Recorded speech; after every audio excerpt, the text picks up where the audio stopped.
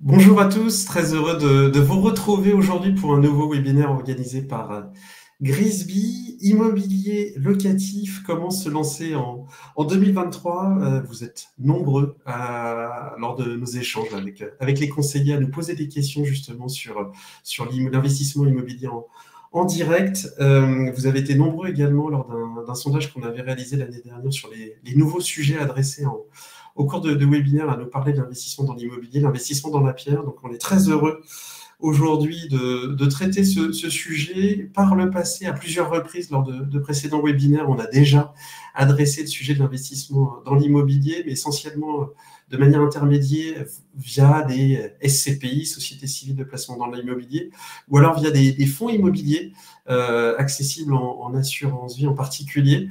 Et donc, pour la première fois aujourd'hui, on va adresser le sujet de l'investissement immobilier locatif en direct pour vous éclairer sur cette thématique. On a la chance d'accueillir aujourd'hui Thierry Gendron, partenaire de Grisby, à qui d'ailleurs je vais laisser la main pour se présenter. Bonjour Thierry. Bonjour Maxime, bonjour à tous et à toutes. Écoutez, c'est avec plaisir effectivement que je vais co-animer avec Maxime ce webinaire ce soir. Donc moi je suis directeur associé d'une structure qui s'appelle Contacom Investissement. Donc c'est une structure comptable qui accompagne en fait les investisseurs qui font de la location, principalement sous le format location meublée. Cette structure, elle existe depuis une vingtaine d'années maintenant et elle fait partie d'un réseau plus global puisque le réseau Contacom au sens large, aujourd'hui, c'est 54 cabinets, c'est 35 associés, c'est un peu plus de 600 collaborateurs. Donc la plupart des cabinets sont des cabinets de comptabilité classiques et moi, la structure que j'ai le plaisir de diriger est vraiment uniquement dédiée aux investisseurs immobiliers. Donc voilà, présenter rapidement qui nous sommes. Parfait. Merci beaucoup Thierry pour cette présentation et merci d'avoir accepté notre invitation. Je rappelle à l'ensemble de nos participants que vous avez la possibilité de poser des questions, questions par écrit à travers notre outil. N'hésitez pas évidemment à nous poser vos questions qu'on pourra relayer, que je pourrai relayer auprès de Thierry.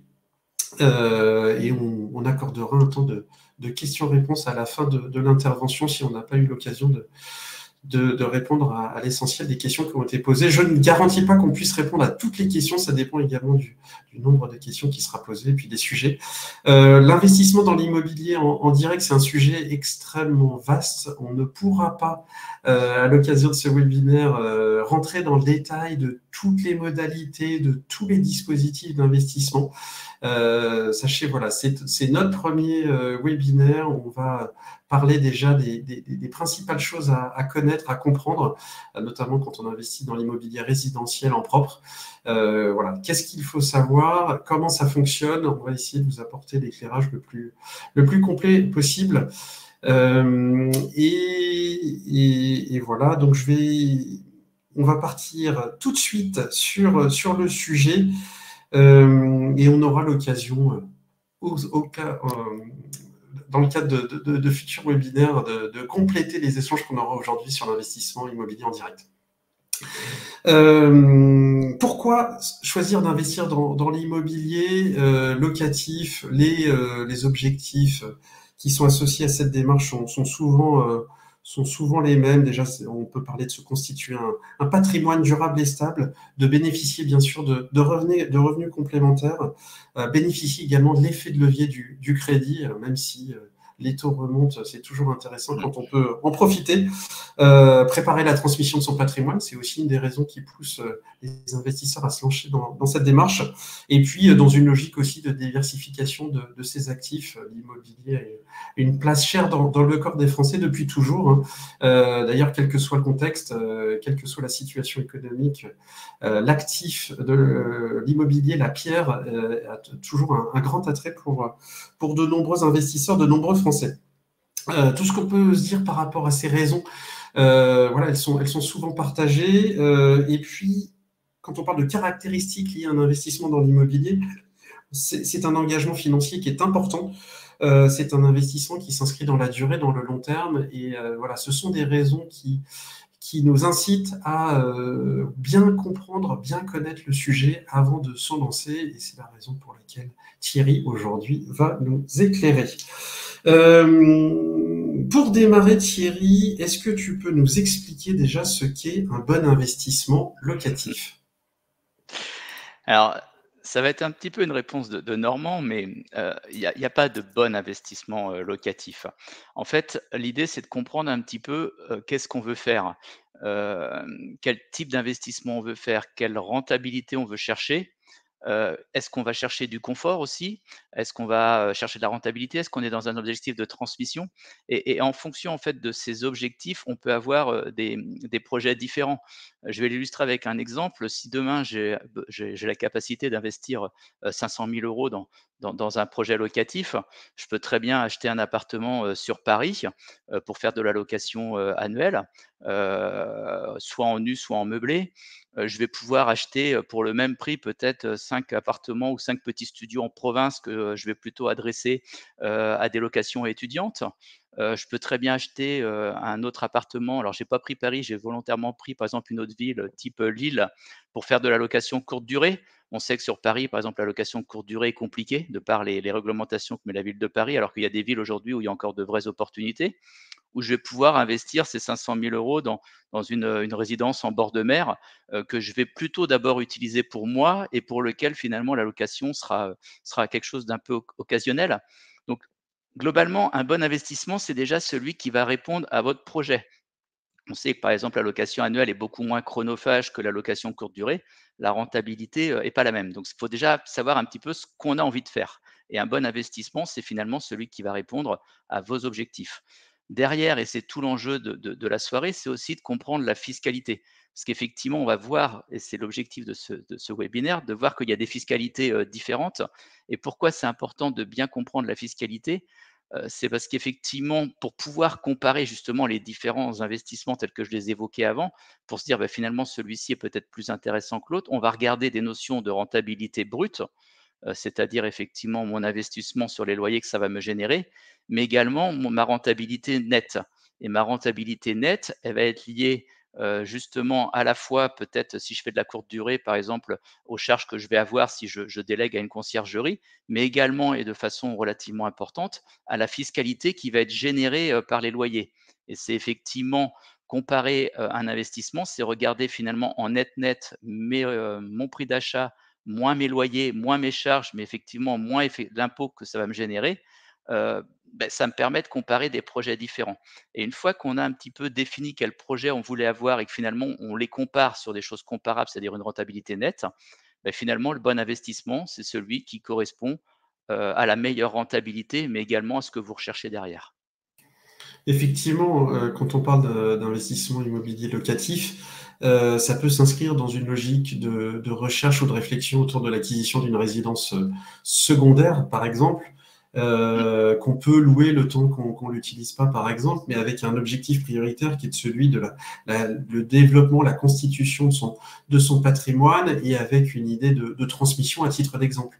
On s'inscrit pas du tout dans une même logique que quand on veut investir peut-être dans une ou plusieurs petites surfaces avec des villes qui permettent de générer des rentabilités plus élevées, mais dont on ne souhaite pas profiter effectivement. Donc, si je résume et si j'ai bien compris, Thierry, tu me reprends si j'ai une mauvaise compréhension, c'est que il y a pas de souci. le bon investissement locatif, c'est celui qui répond de manière pertinente et efficace d'un point de vue financier et fiscal à ses Mmh, attentes prioritaires.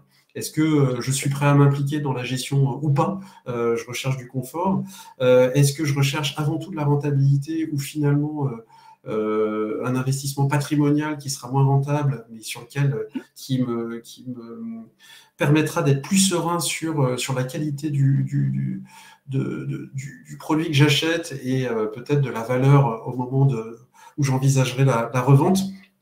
Donc voilà, il y a plein de possibilités, mais ce sont les premières questions qu'il faut se poser pour finalement définir son projet d'investissement dans l'immobilier et identifier deux premières choses. C'est quel type de bien je veux acheter. Ça peut être tout à fait. effectivement une petite surface une plus grande surface, soit pour faire de la colocation ou autre. Ça peut être un appartement, ça peut être une maison, ça peut être un immeuble également. Et puis la deuxième question à laquelle il faut répondre, c'est à quel endroit je souhaite investir. Pour une résidence secondaire, ça peut être assez simple quand on a des habitudes, quand on a des lieux qu'on privilégie pour passer ses vacances notamment. Mais dans le cadre d'un investissement locatif qui ne s'inscrit pas dans ce projet de résidence secondaire, il faut bien sûr y réfléchir. Et avant, derrière, de creuser les sujets de la fiscalité. Et c'est aujourd'hui, Thierry, tu vas nous apporter un éclairage sur ces sujets liés justement à la rentabilité, à la fiscalité des principaux dispositifs d'investissement locatif en propre, en tout cas. Mais oui, voilà les premières questions qu'il faut se poser avant de se lancer dans ce type de démarche. Est-ce que tu peux nous partager, Thierry, justement quelques bonnes pratiques en matière d'investissement immobilier locatif ou de points de vigilance, de points d'alerte ou de bonnes pratiques dans le cadre de cette première étape qui est la réflexion autour du projet? Je pense à la localisation, par exemple. En fait, il faut vraiment regarder le projet dans une perspective globale. Je vais l'illustrer avec 2 exemples. Aujourd'hui, un investissement sur Paris, c'est pas un investissement qui, en termes de rentabilité, est très intéressant. Les loyers sont élevés, mais si on rapporte les loyers au prix d'achat au mètre carré, on n'a pas des rentabilités énormes. Par contre, on sait que si on fait un bon investissement dans Paris, c'est un bien qui va prendre de la valeur. Donc il y a pas on capitalise à la fois sur les loyers, mais aussi sur les perspectives de plus-value lors de la revente. Inversement, quand, par exemple, on va faire une colocation, la colocation est très tendance parce qu'il y a des bonnes rentabilités, mais aussi pour avoir une colocation, un peu attractive, il va falloir que j'aille peut-être sur des villes plus de seconde zone pour avoir des prix d'acquisition moins chers. Il va falloir aussi que je fasse beaucoup de travaux pour faire en sorte que, quelque part, ma colocation, elle soit assez sympa. Aujourd'hui, on voit des travaux sur des colocations où les clients vont couper les appartements en 4 ou 5 chambres dans lesquelles ils vont installer systématiquement une salle de bain par chambre. La rentabilité est bonne, mais il faut aussi amortir les travaux qui ont été faits. Ça veut dire que c'est peut-être des biens qui, demain, quand on va les revendre, il n'y aura pas forcément de grosses plus-values parce que les travaux qu'on a faits, on aura du mal à avoir un retour sur investissement.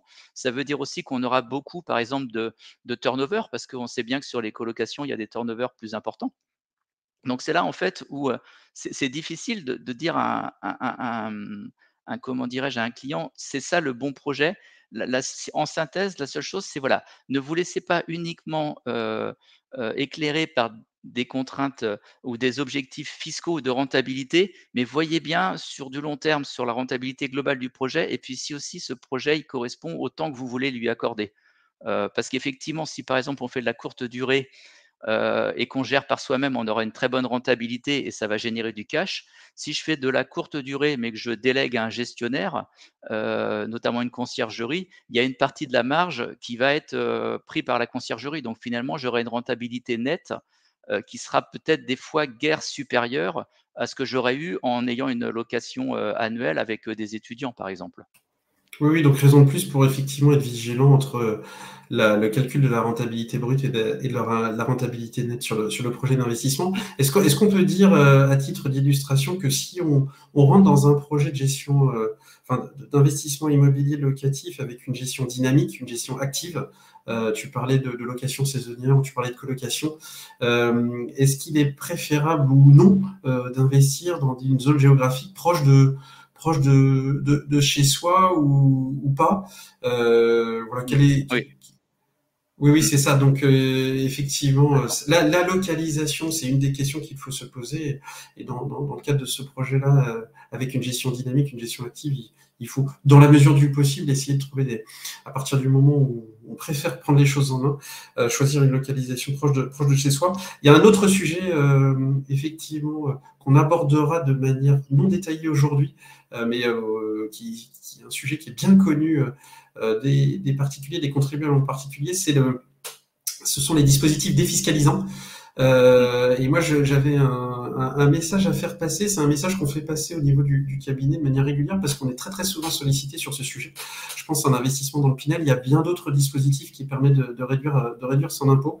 Et c'est aussi un sujet sur lequel on se rejoint avec Thierry et Contacom Investissement. C'est que, évidemment, ça peut être tout à fait intéressant dans certains cas de figure, mais il faut être très sélectif et il ne faut surtout pas être aveuglé par l'avantage fiscal associé à tel ou tel dispositif, que ce soit le Pinel ou un autre. L'avantage fiscal, que ce soit pour l'investissement immobilier ou pour les autres types de dispositifs fiscaux, c'est toujours la cerise sur le gâteau et certainement pas le gâteau. Donc il faut avoir une bonne compréhension du projet tel qu'il nous l'est présenté, une bonne connaissance voilà, du projet, une bonne compréhension des prix qui sont indiqués. À titre d'exemple, souvent, et on est bien placé pour le savoir, les produits qui sont proposés d'investissement Pinel sont proposés à des prix élevés, très élevés. Ce qui fait que l'avantage fiscal au cours du cycle de vie de cet investissement est peut-être rogné de manière significative par le prix d'acquisition qui est souvent trop élevé par rapport au prix du marché, parce qu'il y a des commissions importantes qui sont prélevées par le promoteur, le distributeur, etc. Donc ça ne veut pas dire que ça n'a aucun intérêt, ça veut dire que si vous souhaitez vous intéresser à ce type de projet d'investissement immobilier défiscalisant, soyez prudent, extrêmement sélectif, et si vous avez un doute, il est préférable de ne pas y aller. Je ne sais pas si Thierry, tu es complètement en phase ou tu voulais rajouter quelque chose. Je suis complètement en phase et ça me permet de rebondir. Donc effectivement, il faut jamais oublier qu'avant tout, c'est un investissement immobilier. Donc comme tu le disais, le dispositif défiscalisant finalement n'est que la cerise sur le gâteau. Et quel que soit l'investissement que l'on fait, c'est d'abord de l'immobilier. Je vais l'illustrer avec un exemple et on en reparlera un peu plus tard. Mais vous verrez effectivement dans cette soirée que la fiscalité immobilière de la location meublée est quelque chose de très intéressant. Pour autant, j'ai eu l'exemple d'un client il n'y a pas si longtemps que ça qui avait compris que la fiscalité immobilière meublée était quelque chose de très intéressant et qui a investi dans une maison qu'il voulait louer en meublé dans un tout petit village de Bretagne. Il me dit, mais j'arrive pas à le louer parce que les gens dans ce village, ils veulent des biens en location nue. Les familles ne veulent pas. Je dis, bah oui, la première question à se poser, c'était pas le côté fiscal, c'était d'abord le côté, est-ce que mon bien répond à un besoin du marché? On investit dans de l'immobilier. Avant tout, on doit répondre à un besoin marché. Et après, toutes les autres questions, que ce soit la fiscalité ou l'optimisation de la rentabilité, ne sont finalement que des résultantes ou des choix qu'on optimise. Mais on est avant tout dans de l'investissement immobilier, donc on doit répondre à un besoin client. Je te relais une première question, Thierry. On en a déjà eu plusieurs Mm. et merci déjà aux participants qui nous ont posé ces premières questions, qui est en lien justement avec la définition de son projet. Alors je ne sais pas s'il y a une réponse pour tout le monde, mais la question vaut la peine d'être relayée, bien sûr. Quel est l'âge maximum raisonnable pour investir dans l'immobilier locatif? Qu'est-ce qu'on peut répondre à cette question? Il n'y a pas d'âge raisonnable dans le sens où on peut investir à tout âge. Par contre, ce qu'on conseille à nos clients, c'est que quand on avance dans l'âge, il est recommandé de ne pas investir uniquement dans l'immobilier, mais de diversifier en fait son patrimoine. Euh, Parce qu'effectivement, d'autres supports type assurance vie ou ainsi de suite sont des supports qui peuvent être très intéressants dans le cadre de transmission.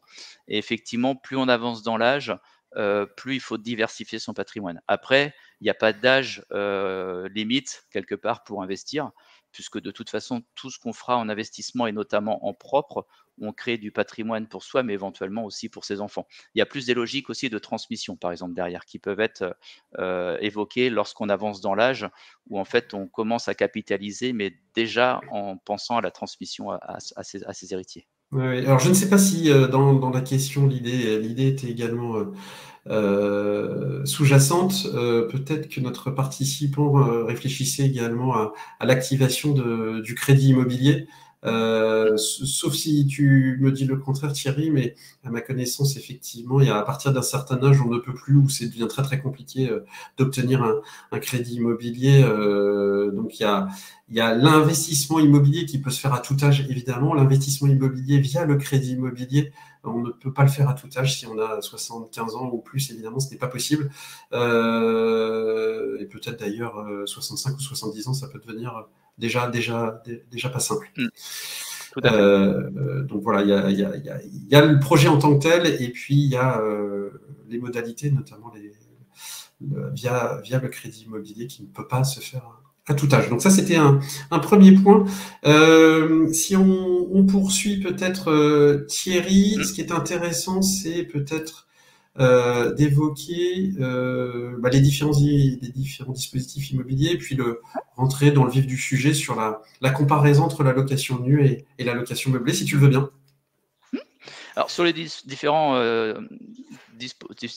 comment dirais-je, investissements locatifs, globalement ce soir, ce qu'on va vraiment aborder, c'est effectivement de comprendre un petit peu la différence sur la fiscalité entre la location nue et la location meublée, puisque c'est vraiment quand même la majorité des cas, et c'est vraiment notamment la location meublée en propre, le régime sous le statut LMNP qui aujourd'hui est le plus intéressant. On n'évoquera pas par choix effectivement tout ce qui est régime de société. J'ai vu qu'il y avait déjà quelques questions sur les SCI. Ça aurait été un sujet trop vaste. Ce qu'il faut juste retenir, c'est qu'effectivement, ce qu'on va aborder ce soir, notamment les MNP, c'est vraiment la situation idéale. Quand on va aller sur des montages sociétés, et ça on sait faire, on sait accompagner les clients, on va être sur des problématiques un petit peu différentes, notamment sur des problématiques de transmission ou d'optimisation en fait de la transmission. Mais la SCI n'est pas un régime miracle, où toutes les sociétés au sens large ne sont pas des régimes miracles d'un point de vue fiscal. Ce sont plutôt des régimes qui permettent en fait d'optimiser la transmission auprès des héritiers. Oui, j'ai d'ailleurs lu un article cette semaine à ce sujet. C'est que spontanément, il y a beaucoup de particuliers, d'investisseurs ou de futurs investisseurs immobiliers qui, plus par réflexe ou mimétisme, se disent spontanément il faut créer une SCI avant de se lancer dans un investissement immobilier. C'est évidemment pas forcément le bon réflexe à avoir. C'est pas parce qu'on a un ami, un proche ou quelqu'un de la famille qui l'a fait pour des raisons particulières qu'il faut forcément faire, et que d'un point de vue fiscal, financier, patrimonial, c'est le meilleur dispositif, loin de là. Donc on peut déjà, on rentrera pas dans le détail ce soir parce qu'on ne peut pas tout faire, mais on peut déjà apporter ce premier élément de réponse. La SCI n'est bien sûr pas forcément la clé pour l'investissement dans l'immobilier locatif. Une fois de plus, on fait référence à ce qu'on a évoqué juste avant par rapport à la définition de son projet, de ses attentes prioritaires. Alors, si on regarde un peu le support peut-être sur justement les premiers éléments sur la location nue ou la location meublée, Thierry. Alors voilà, juste, donc ça c'était juste un petit rappel, mais voilà, déjà le choix entre nu et meublé, avant d'être fiscal, il sera déjà en fonction du projet. J'évoquais tout à l'heure, de vouloir louer une maison en nu s'il n'y a pas de demande, en meublé pardon, ça sert à rien. Donc on fait d'abord le choix par rapport au type de bien qu'on a choisi. Derrière, et c'est ce qu'on abordera ce soir, tout ce qui est location nue, on va être sur les revenus fonciers, et tout ce qui est location meublée sera sur les régimes du bénéfice des industriels et commerciaux. Et c'est là où on va voir qu'il y a vraiment deux façons différentes et de déclarer les revenus, et surtout d'être taxé sur ces revenus. Et on va rentrer tout de suite dans le vif du sujet sur les revenus fonciers. Donc les revenus fonciers aujourd'hui, alors à chaque fois donc pardon, excuse-moi, je te coupe, qui dit revenu foncier dit forcément location nue, on est d'accord, hein? Tout à fait, location Voilà. nue.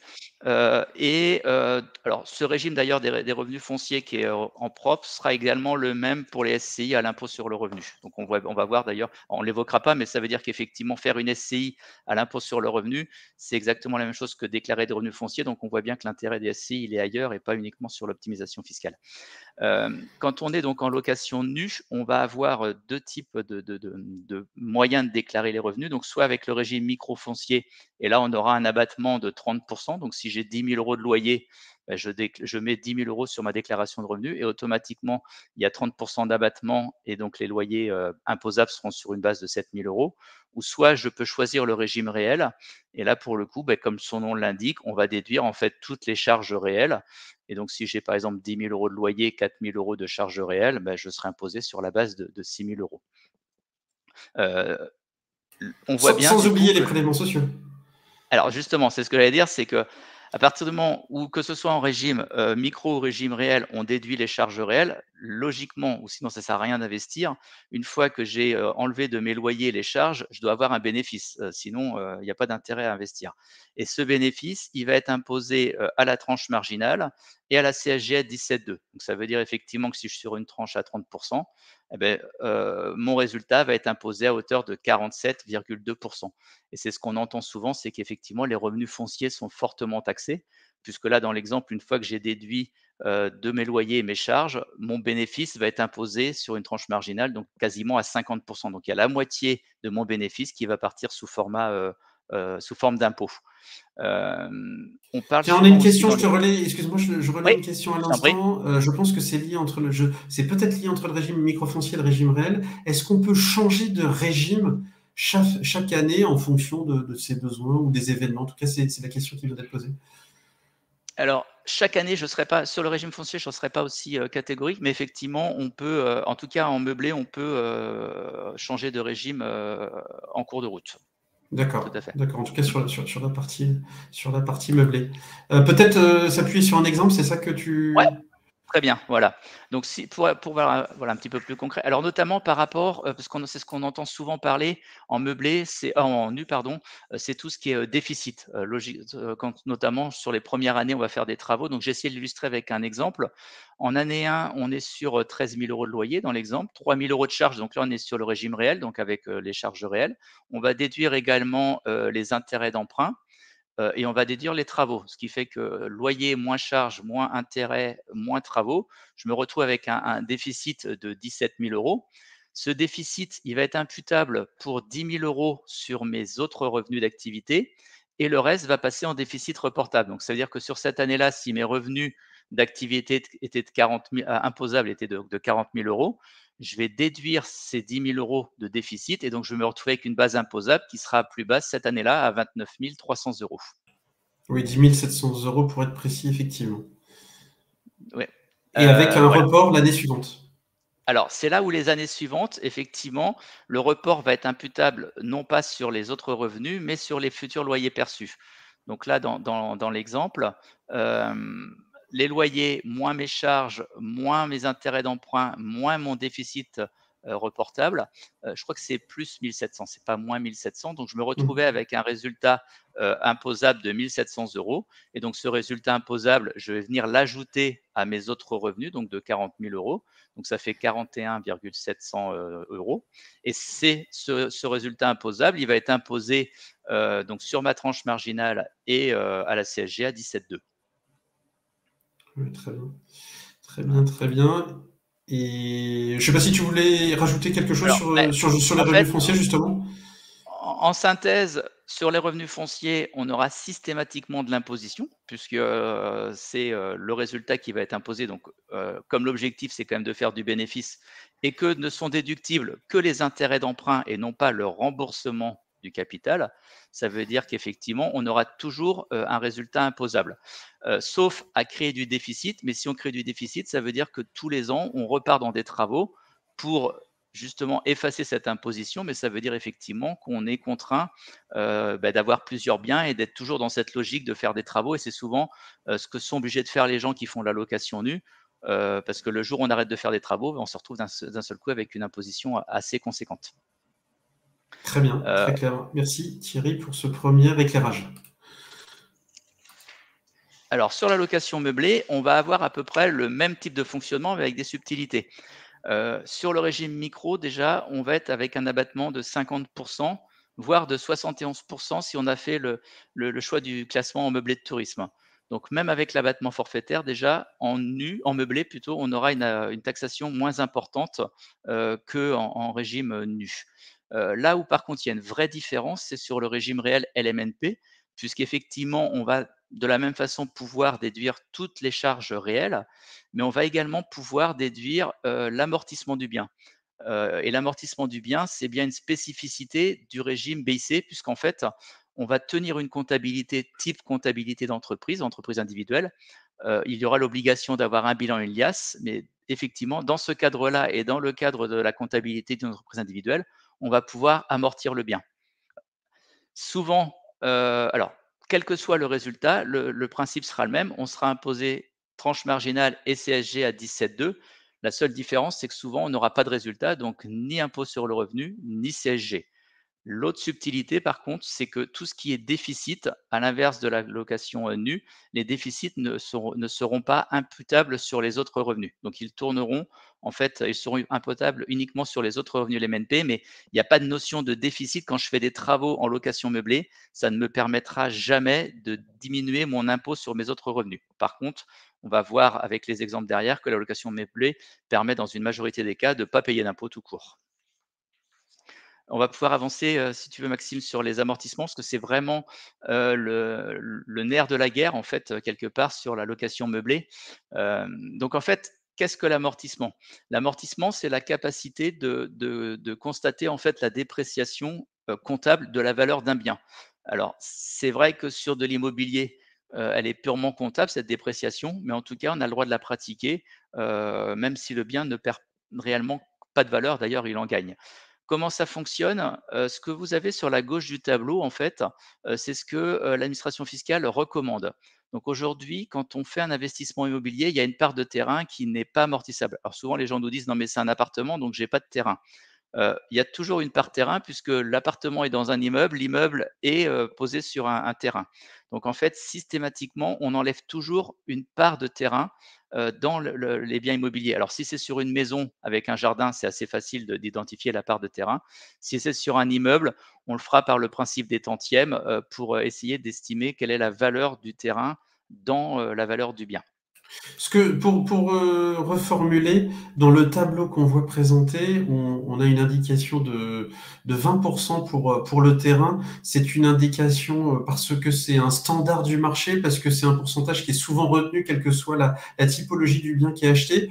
Est-ce que tu peux nous dire s'il y a des marges de manœuvre, justement, j'ai l'impression, entre l'appartement et la maison, quelles sont les fourchettes qui peuvent être appliquées sur s'il y a des fourchettes, s'il y a une Mmh. fourchette et quelles sont-elles? Alors c'est souvent assez difficile d'appréhender la valeur du terrain, donc on a des fourchettes, qui font qu'aujourd'hui, on n'a pas de difficulté avec l'administration fiscale. Globalement, la valeur terrain va osciller entre 15 et 30. 15 pour toutes les petites villes et puis 30 quand on va être sur des villes, où le terrain est assez cher et notamment toutes les grosses villes ou les villes proches du littoral. Mais même, par exemple, si on prend l'exemple d'un appartement parisien, on aura une appréciation qui peut être différente entre un appartement dans un immeuble haussmannien de 3 étages et avec un peu de jardin, d'un appartement qui serait dans une tour de 15 étages avec finalement très peu d'emprise au sol. Donc même sur Paris, on pourrait être amené à prendre 30 dans un cas et 25 dans l'autre, dans le deuxième exemple, par exemple. Donc ça, c'est des choses qu'on fait, qu'on propose à nos clients et puis des fois, les clients aussi ont une expertise qui peut nous permettre d'affiner en fait ce pourcentage. 20 c'est celui qu'on retient pour les exemples puisque c'est une valeur, moyenne, assez standard, on va dire. Ok. Voilà. Après, une fois qu'on a isolé la part du terrain, on va avoir toute la part, bâti et construction et donc là, par exemple, pour l'illustrer, le gros œuvre, l'administration fiscale nous dit que ça doit représenter 40 à 50 de la valeur du bâti et on va pouvoir l'amortir sur une durée entre 30 et 60 ans. Si on prend, par exemple, les façades, ça va représenter 5 à 20 de la valeur avec un amortissement entre 20 et 50 ans. Donc on voit bien que si je retiens 5 amorti sur 50 ans, ce ne sera pas du tout la même chose que 20 amorti, sur 20 ans. Donc là, chaque, cabinet, quelque part, a ses propres grilles. Donc nous, aujourd'hui, on a fait nos grilles. Ces grilles, en fait, ont pour objectif d'optimiser ces pourcentages pour faire en sorte d'optimiser au maximum les durées d'amortissement pour finalement amortir le plus rapidement possible pour éviter d'avoir une imposition, comment dirais-je, auprès de nos clients. Toujours dans le cadre du respect De la législation, de tout la à fait. législation. Ouais, tout à fait. Voilà. Donc en fait, on pratique un amortissement un petit peu plus court. Ça permet, globalement, si on garde le bien, 30 ans, ça va être lissé en fait sur 30 ans. Mais, pour les clients qui auraient des fortes rentabilités, qui garderaient le bien que 10 ans par exemple, ça permettra d'optimiser en fait les 10 premières années, de revendre et de racheter derrière, par exemple. Mais je vais l'illustrer avec un exemple derrière, ça permettra de voir un petit peu, comment est fait la comptabilité. Je ne sais pas s'il y a des questions par rapport à l'amortissement, parce que c'est souvent un sujet un petit Non, mais peu. je pense que tu y as répondu. En tout cas, c'est comme on voit des fourchettes, que ce soit sur la valeur en pourcentage et la durée d'amortissement. On pouvait se poser la question de la façon dont c'était retenu, quel pourcentage d'un côté était retenu, quelle durée d'amortissement de l'autre. Donc c'est en fonction de chaque cas. Et il y a des pratiques qui sont définies au niveau du cabinet dans le respect de la législation, et c'est aussi toute la valeur ajoutée d'un cabinet d'expertise comptable spécialisé pour optimiser justement les pourcentages d'amortissement, parce que je pense que nos participants l'ont bien compris. L'intérêt, le LMNP, et on parlera de la différence avec le LMP après, parce que c'est une des questions qui nous a été soulevée. Donc la location meublée non professionnelle, c'est un dispositif extrêmement intéressant grâce à l'amortissement, essentiellement grâce à l'amortissement, dont on voit un peu le détail ici expliqué. Si tu veux, on peut passer justement à l'exemple pour que ça parle à tout le monde. Alors, le tableau peut sembler un petit peu complet, mais l'idée, c'était juste d'expliquer un petit peu comment ça va se présenter une comptabilité LMNP sur une vingtaine d'années. Donc là, je suis parti sur un exemple d'un appartement d'une valeur de 300 000 euros avec des loyers à hauteur de 14 400 euros et une cote par terrain de 20%. Si on prend l'année 2022, donc on va avoir 14 400 euros de loyer. On va déduire les charges donc à hauteur de 1 200 euros. On va déduire les intérêts d'emprunt, donc dans l'exemple à hauteur de 3 564 euros. Et on va déduire l'amortissement à hauteur de 14 312 euros. Une fois qu'on a déduit en fait toutes ces charges, on se retrouve avec un résultat comptable négatif à hauteur de 4 676 euros. Ce qui va se passer, c'est qu'en fait, on va ramener le résultat à zéro. Donc, les 4 676 euros qui ne servent pas, on va les mettre en réserve.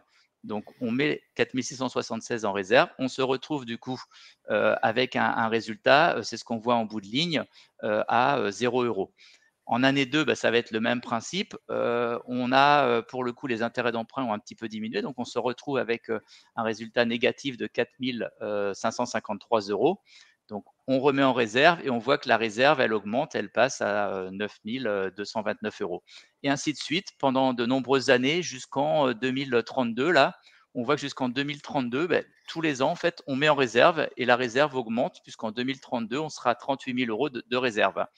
Et à partir de 2032, pardon, là, en fait, on voit que les amortissements ont considérablement diminué.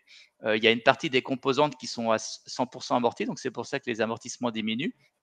Et auquel cas, on va faire l'inverse, c'est qu'on va commencer à puiser sur la réserve. Donc en 2032, j'ai un résultat positif de 3 087 euros.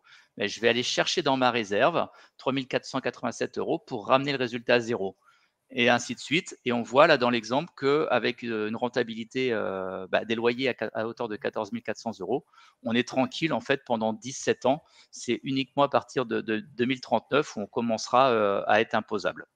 Oui, effectivement, sous réserve que les loyers restent fixes pendant toute cette période, mais c'est à titre indicatif dans le cadre de cet exemple-là, mais c'est pour démontrer, entre guillemets, l'intérêt et la puissance en termes de fiscalité de ce dispositif LMNP. Et c'est vrai que l'opportunité de pouvoir amortir, on l'a vu juste avant, tout le bâti de son investissement immobilier, avec des conditions qu'on vient de partager juste précédemment, permet de réaliser une différence très très importante sur l'impact fiscal, sur le résultat fiscal par rapport à une location nue en fait. J'en profite pour te poser parce qu'il y a plein de questions qui nous sont posées. Merci une nouvelle fois à tous nos participants. Une question qui peut concerner beaucoup de gens, je pense. Quelqu'un qui démarre la location meublée pour la première fois en 2023 d'un bien qu'elle possède déjà depuis longtemps, en l'occurrence dans l'exemple qui nous est soumis depuis 25 ans. Comment ça fonctionne ? C'est bien parce que c'était la transition que je voulais faire, donc c'est parfait. En fait, aujourd'hui, l'amortissement est lié à la valeur du bien. Il n'est pas lié à l'endettement. Donc, qu'on achète à crédit ou qu'on achète cash, l'amortissement sera le même. Ce qui va changer, c'est les intérêts d'emprunt déductibles. Et donc, la valeur du bien, c'est la valeur à un instant T. Donc, si c'est une acquisition neuve, on va s'appuyer sur l'acte notarié pour définir en fait la valeur et calculer l'amortissement sur cet acte notarié. Si on est sur des biens anciens qui ont été dans le patrimoine personnel pendant des années, que ce soit parce qu'auparavant c'était de la location nue ou tout simplement parce que c'était un bien qui n'était pas loué auparavant, on demandera en fait au client de faire une estimation et c'est sur cette estimation qu'on appuiera en fait la valorisation des amortissements, et le calcul des amortissements, plus exactement. Donc, pour résumer, le fait de détenir un bien depuis plusieurs années qui n'était pas détenu sous le dispositif de la location meublée ne pose aucun problème pour démarrer un amortissement à partir de la première année de la mise en location meublée. C'est bien ça? Tout à fait. Et on s'appuiera sur la valeur du marché, donc la valeur estimée. Ok. Alors, si on poursuit effectivement la synthèse avec un exemple chiffré. Voilà. Donc, l'idée, c'est de pouvoir justement, et c'est ce qu'on invite, c'est ce que j'invite à faire les investisseurs, voilà, quand ils veulent calculer une rentabilité nette, puisqu'on voit bien que l'impôt qui va être généré va avoir quand même une conséquence importante dans la rentabilité du projet. Là, j'ai illustré donc avec un exemple en location nue avec un loyer à 6 000 €. Donc, dans le cadre des revenus microfonciers avec l'abattement de 30 donc on va déduire des charges forfaitaires à hauteur de 1 800 €. Donc, on se retrouve avec un résultat imposable à hauteur de 4 200 €. Si on est sur une tranche marginale à 30 et une CSG à 17,2, ça fait 1 982 € d'impôt. Ça veut dire que sur 6 000 € d'impôt, 6 000 € de loyer, j'ai déjà 2 000 € de charges et après, je vais encore avoir 2 000 € d'impôt sur ces loyers. Si on est sur si on a pris l'abattement réel, pour le coup, je déduis les charges réelles, donc à hauteur de 800 €. Je vais déduire mes intérêts d'emprunt, donc à hauteur de 1 300 €. Donc je me retrouve avec un total de charges de 2 100 €, une base imposable à hauteur de 3 900 € et donc 1 841 € d'impôt plus CSG. Donc là, c'est pareil. On peut imaginer que si on avait fait une opération, et ça, c'est souvent une remarque que me font les clients, ils calculent, en fait, ils se disent, voilà, j'ai 6 000 € de loyer, en face, j'ai calculé mes charges, j'ai calculé mes intérêts d'emprunt, j'ai réussi à faire une opération blanche, donc c'est super, ça s'autofinance. Sauf qu'en fin d'année, ils ont oublié qu'il y avait 1 800 € d'impôt. Ça change complètement la rentabilité du projet, quoi. Donc, il faut bien penser dans sa rentabilité à inclure le paiement de l'impôt que ça va générer. Et on sait qu'en revenu foncier, on a quand même une taxation qui est relativement lourde, d'autant plus qu'on va être sur des tranches marginales élevées. Je vais faire juste une petite aparté, ça sera justement pour faire une transition sur un prochain webinaire. Euh, c'est là où la SCI à l'impôt sur les sociétés peut avoir un vrai intérêt parce qu'en fait, on pourra, sur des revenus fonciers fortement taxés, opter pour la SCI à l'impôt sur les sociétés et pour le coup amortir le bien et se retrouver dans une fiscalité relativement proche de ce que serait le LMNP. Donc la SCI à l'IS peut être un très bon choix pour des gens qui ont des revenus fonciers et qui sont sur des tranches marginales élevées. Tiens, tu parles de SCI à l'instant. Je te relais une des dernières questions qui nous a été posée. Sur un premier investissement à l'MNP, faut-il faire une SCI ou rester en propre? Alors, la SCI, c'est pas le régime miracle. Il faut vraiment rester en propre. La SCI va être bien, c'est pour ça que je l'évoquais là, dans le cadre des revenus fonciers, parce qu'on va vraiment pouvoir limiter l'impôt. Dans tous les autres cas, la SCI ne sera un outil qui servira uniquement à la transmission, mais fiscalement parlant, c'est pas le meilleur outil, la SCI. Est-ce qu'on peut dire que la SCI, à un moment donné, d'ailleurs, je suis désolé, hein, je peux pas relayer toutes les questions, toutes les remarques qui nous sont montées, mais quelqu'un nous explique qu'à un moment donné, dans le cycle de vie de l'investissement immobilier, on peut changer de dispositif et quelqu'un parle d'une vente à soi-même, et là, à travers une SARL de famille. Donc ça aussi, on pourra en reparler à un autre moment, mais est-ce que tu peux en dire un mot peut-être? Tous ces dispositifs, en fait, sont faits, la vente à soi-même et après le rachat via une SARL ou via une SCI, c'est des très bonnes solutions pour des biens qu'on a détenus pendant de nombreuses années, effectivement. Puisqu'en fait, on va pouvoir optimiser une première fois la taxation des plus-values, parce que c'est des moyens qu'on a depuis très longtemps, les plus-values vont être souvent complètement exonérées, et repartir pour un deuxième cycle.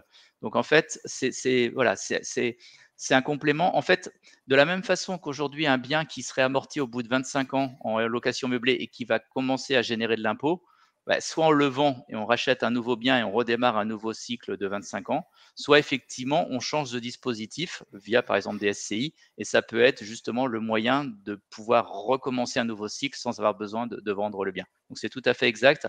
Après, on rentre vraiment dans du sur-mesure et là, vraiment, chaque situation est différente et doit être analysée avec beaucoup de précautions. On peut pas faire autant sur le LMNP, on peut faire des généralités, autant sur le reste, on peut pas faire de généralités. C'est compliqué. Non, Très bien, on juste se rapproche de… Ah oui, tu voulais dire une autre ouais, chose, pardon, juste je excuse-moi. voulais revenir en arrière sur la location meublée. Donc pour finir Oui, d'illustrer. bien sûr. En régime BIC, donc abattement de 50, ça je vais aller rapidement dessus. Donc déjà, on voit bien que l'impôt est moins élevé, mais c'est là où on voit effectivement qu'en location meublée, de par les amortissements, je me retrouve en fait avec un résultat négatif et donc pas d'impôt. Et c'est vraiment ça aujourd'hui l'intérêt du LMNP et du régime réel, c'est de pouvoir se dire, voilà, quand je fais mon calcul de rentabilité, si mon opération s'autofinance, il n'y a pas de mauvaise surprise en fin d'année, je n'aurai pas d'impôt induit par les loyers perçus. Euh, c'est vraiment la richesse ou la spécificité du régime LMNP. Euh, un autre point derrière, c'est que aujourd'hui, tous les régimes qu'on a évoqués, là, que ce soit location nue ou location meublée, on reste sous le régime des plus-values des particuliers. Ça veut dire qu'effectivement, même en LMNP, même si j'ai amorti mon bien, je reste sur le régime des plus-values des particuliers.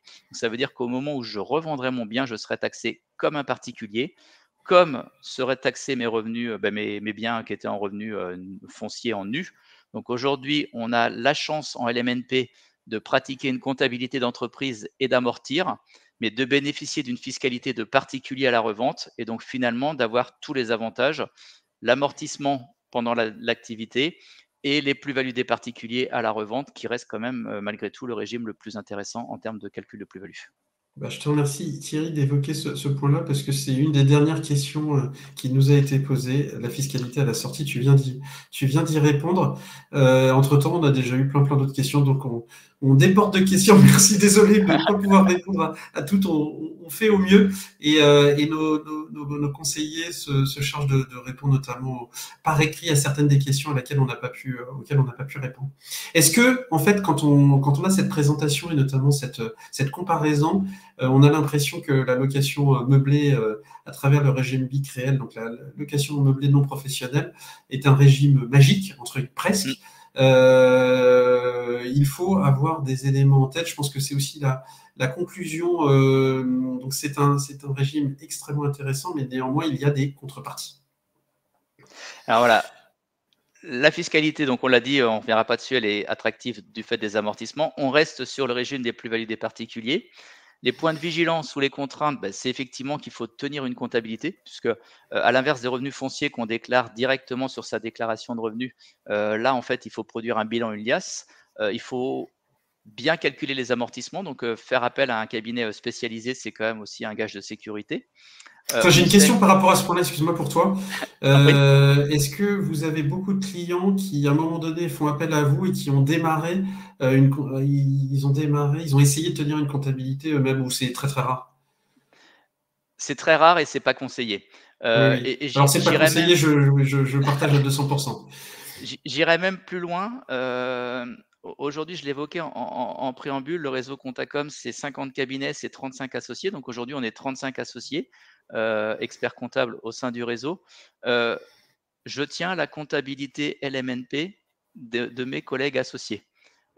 Qui sont pourtant experts comptables, c'est-à-dire qu'ils ont la gestion et la maîtrise des dossiers d'entreprise, de l'accompagnement de l'entrepreneur. La comptabilité LMNP, si elle est simple, parce qu'effectivement, on n'a pas des volumes de factures énormes. Hein. Quand c'est de la location annuelle, on a 12 factures de loyer. Hein. Mais toutes les subtilités, toutes les optimisations font que si on n'est pas spécialiste de la location meublée, on risque de faire des erreurs. Donc, même un cabinet comptable classique ne sera pas forcément alors, il ne sera pas mauvais puisqu'il saura tenir une comptabilité, mais il ne sera certainement pas le plus à même de bien optimiser déjà le bilan du client et surtout de le conseiller sur tous les sujets qu'on évoquait en aparté, c'est-à-dire la transmission, les SCI ou ainsi de suite, pour finalement faire les meilleurs choix par rapport à la situation du client. Et d'autant plus que les charges liées à la tenue de la comptabilité par un cabinet spécialisé viennent en déduction des revenus. Tout à fait. Et en plus du fait que ce soit notre spécialité, on a quand même des tarifs qui sont le plus optimisés possible pour nos clients, donc le plus bas possible. Pardon, je t'ai coupé du coup. Pour Non, non, je voulais la dire, suite voilà, des points de vigilance et des contraintes, peut-être? le dernier point de vigilance par rapport au statut LMNP, c'est le fameux statut de loueur en meublé professionnel. On Donc reste on a LMNP. une question dessus tout à l'heure. Quelle est la différence entre le statut LMNP et le statut LMNP d'ailleurs? Voilà, donc ça va se jouer en fait sur les plus-values. Aujourd'hui, en fait, on l'a évoqué, quand on est LMNP, on pratique des amortissements alors que finalement le bien ne perd pas de valeur. Ce qu'il faut retenir, c'est qu'en LMNP, ça n'a pas de conséquences puisque quand on vend, on est sur les plus-values des particuliers. Quand je vais avoir un système d'entreprise, et c'est vrai pour les loueurs en meublé professionnels, mais ça va être vrai pour les SCI, ça va être vrai pour tous les formats sociétés hors la SARL de famille.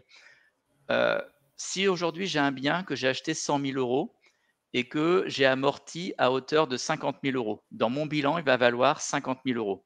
Si demain je le vends 150 000 euros, j'ai une plus-value de 100 000 euros, puisqu'en fait, la plus-value va être constatée non pas entre le prix d'achat et le prix de vente, mais dans le prix, la valeur nette comptable, donc la valeur du bien dans le bilan et le prix de vente. Donc dès qu'on va être sur un format de société, les amortissements vont se retrouver taxés au moment de la revente. Donc finalement, on bénéficie d'un avantage, mais on reporte le problème plus tard au moment de la revente. Dit comme ça peut faire peur. Après, il y a des systèmes d'exonération, ce qui fait que par exemple, le statut pro aujourd'hui, si on l'optimise, on peut quand même, comment dirais-je, dans l'exemple, si on optimise dans le statut pro, on va finalement payer des impôts que sur les amortissements et on arrivera à exonérer la plus-value réelle, donc la vraie plus-value de 50 000, donc entre mon prix de vente et mon prix d'achat. En SCI, il n'y a aucune exonération. Donc quand on entend que la SCI, c'est miraculeux, ben, si on pratique des amortissements dans une SCI, à un moment ou l'autre, ils se retrouveront taxés. Donc dès qu'on va être dans un format sociétal, c'est pas la catastrophe, c'est juste qu'en fait, on est en train de différer l'impôt. Mais c'est sûr que quand on est sur une TMI à 40 ou 30 avec une CSG à 17,2, bah, c'est toujours plus agréable de payer l'impôt plus tard au moment où on vend que de se serrer la ceinture, je veux dire, tous les mois, quoi. Mais c'est pas miraculeux. Le statut pro, on va l'atteindre à partir de quel moment? À partir du moment où on va dépasser le seuil des 23 000 de chiffre d'affaires, mais surtout à partir du moment où les loyers vont dépasser les revenus d'activité du foyer fiscal. Donc, si aujourd'hui les revenus du foyer fiscal sont de 100 000 euros, ben, tant que mes loyers ne dépassent pas 100 000 euros, je serai non pro. Par contre, si effectivement les revenus du foyer fiscal sont de 30 000 euros, ben, dès que je vais dépasser 30 000 euros de loyer, je vais être qualifié de pro. Donc là, c'est pareil, c'est en fonction de la situation de chaque ménage où on va avoir plus ou moins de marge de manœuvre. Mais même si toutefois on retrouvait un statut de professionnel parce que les loyers dépassaient à un instant T les revenus du foyer fiscal, ce qu'il faut aussi savoir, c'est que en cas de revente, on regarde le statut du loueur l'année où il a vendu. Et comme les loyers ou les revenus d'activité peuvent fluctuer, on peut aussi imaginer que les gens soient une année pro, une année non pro, une année pro, une année non pro, et donc s'arranger pour vendre les biens, soit en profitant du statut professionnel si finalement c'est le plus intéressant, ou soit en essayant de retrouver un statut de non professionnel si toutefois c'était le régime le plus intéressant. Donc, c'est un petit peu rapide en termes de conclusion. Retenez juste que tant qu'on peut rester dans le système LMNP, c'est le régime le plus intéressant. Et après, si on doit basculer sur un régime pro, il est fortement possible de gérer en fait ce statut pro pour l'optimiser. Et ça, c'est notre quotidien, c'est ce qu'on fait avec nos clients. Et si on va chercher par contre des formats sociétés type SC ou autre, c'est pas miraculeux puisqu'à un moment ou l'autre, la taxation ne fait que la reporter. Donc si on le fait, c'est dans d'autres cadres.